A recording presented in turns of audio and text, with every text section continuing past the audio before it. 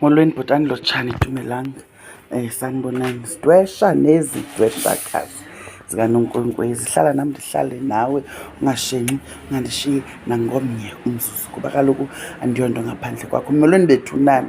Ngale mini yanamhlanje ndivuka nento mani ethi mandisondele ebantwini, ingakumbi abantu abagulayo, abagula ngomshologu. Umkhombandlela soloko siwudinga ngamaxesha onke.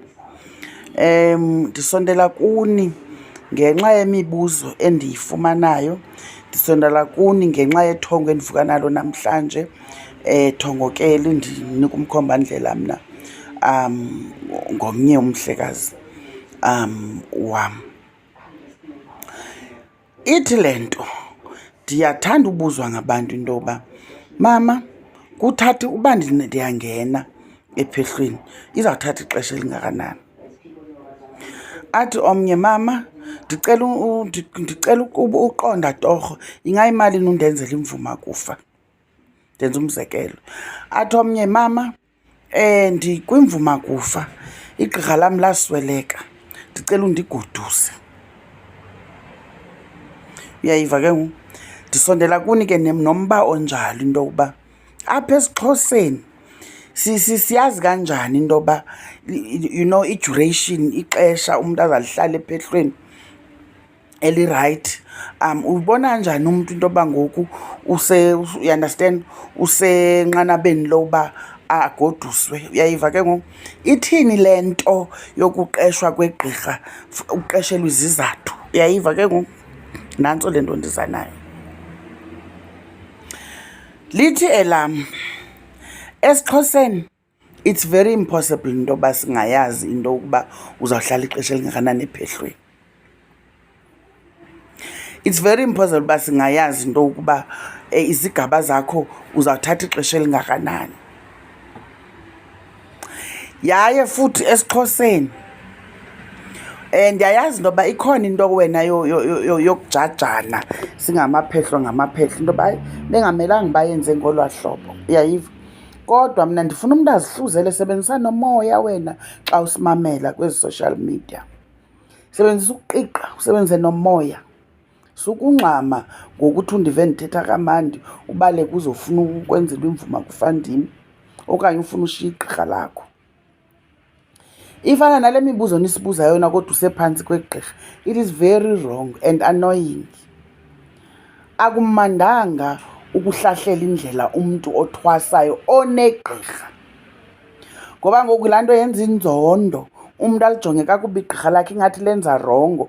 Kanti mhlawumbi alenzi rongo, yindlela yena akhuliswe ngayo kwelakhe iphehlo, kwelakhe iziko, futhi nje waphumelela waligqirha waphelela. Nawe enokubamba ngesandla ngalaa ndlela uzawuhamba kakuhle. Uthi ngenxa yento bumamele unonkwenkwezi ufumanisa into yoba ngoku umbona ingathi urongo yena.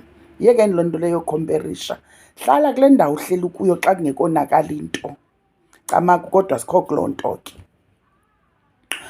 Ixesha, i-duration, ndithe it's impossible into bungayazi apha esiXhoseni. Indawo yokuqala masiqale kule ndawo. EsiXhoseni inqabile ngoku into yoba umhlekazi ahlale egqirheni. Bakhona abahlalayo njengakum, bakhona abahlekazi abahlalayo ekhaya ixesha elithile. Uyayiva? Kuxhomeka ngeemeko zabahlekazi. It's impossible into yoba unga-expecta into yoba umntu makazohlala ephehlweni aye kumsebenzi. Yonke into yenziwa ngemali.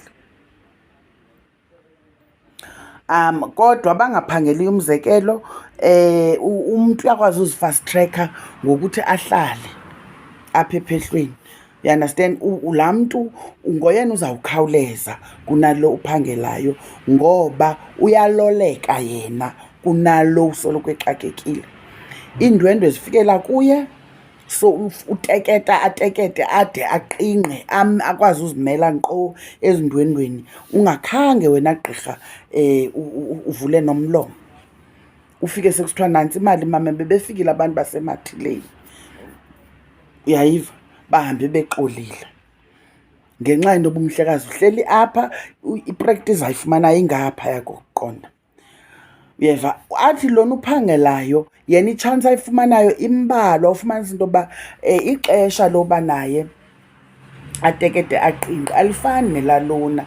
So iimeko zabantu azifani, kuyiloo nto singazukwazi ukuthi hayi ixesha intwaso yesiXhosa ithatha 3 years, ithatha 2 years, ithatha 1 year. Kwelinye iphehlo ufumanisa into yoba iphehlo lakokwenu wena othunywe kulo lithongo ngelinye ixesha, uyayiva. Fumanisa into yoba niyanqatyelwa ziintlombe, mhlawumbi igqirha olinikiweyo ayingomntu ufana aphuma ayosebenza, uyandastand.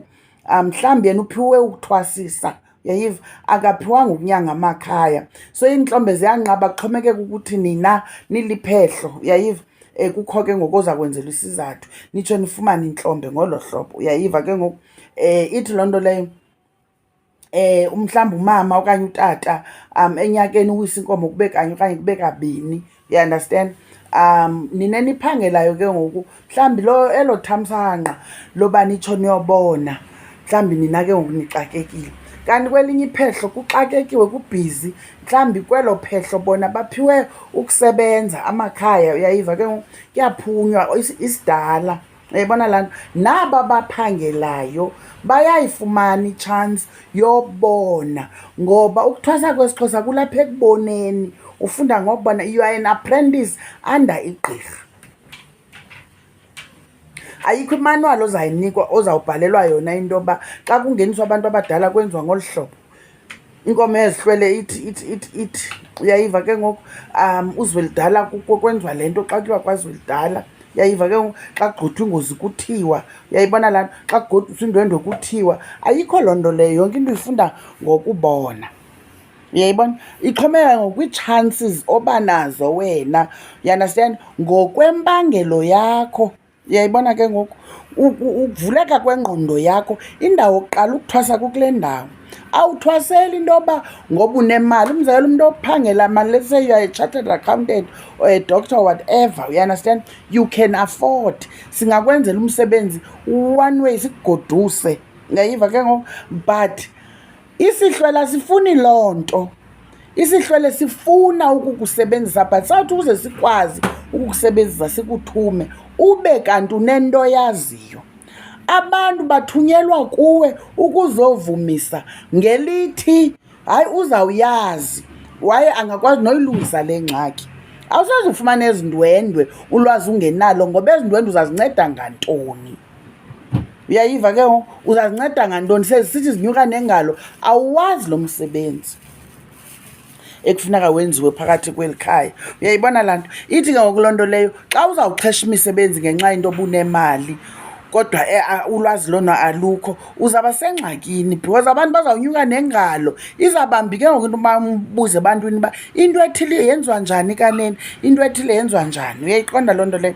Ithi ke ngoku loo nto leyo ukuhamba umntu makangasindwa zinyawo, hamba emveni kwegqirha lakho uzolibukela igqirha xa lisebenza. Yazi ibhokhwe into biwa ngeliphi icala, yazi uba inkomo ithwane xa kwiswa inkomo, uyayiva ke ngoku.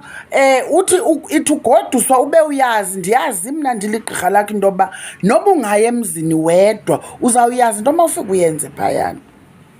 Khona ke into yoba umntu ngonyaka oyi-1 akwazi uyibamba msinyane yonke into.